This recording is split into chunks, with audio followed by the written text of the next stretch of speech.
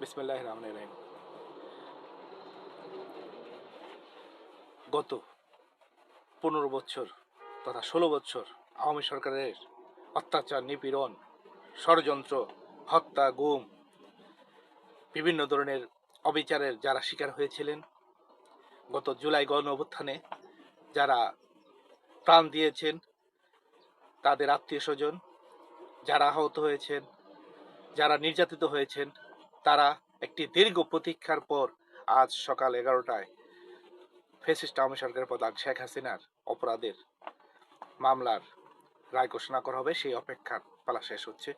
আমরা প্রত্যাশা করি আদালত সর্বোচ্চ শাস্তি প্রদানের মাধ্যমে একটি দৃষ্টান্ত স্থাপন করবেন, যাতে ভবিষ্যতে কোনো ব্যক্তি, কোনো রাষ্ট্রপ্রধান উচ্চ পদে আসীন হয়ে দেশের জনগণের সাথে নির্যাতন, নিপীড়ন, অত্যাচার, হত্যা, গুম বা কোনো ধরনের অনৈতিক এবং নির্যাতনমূলক কাজের সাথে জড়িত হতে না পারে।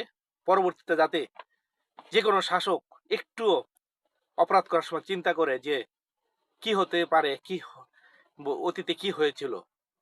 বাংলাদেশের ইতিহাসে এই প্রথম কোনো প্রধানমন্ত্রীর বিরুদ্ধে এই ধরনের অপরাধের রায় ঘোষণা হতে যাচ্ছে। আমরা অপেক্ষায় আছি। আমরা আশা করি সর্বোচ্চ শাস্তি তাকে দেওয়া হবে। ধন্যবাদ সবাইকে।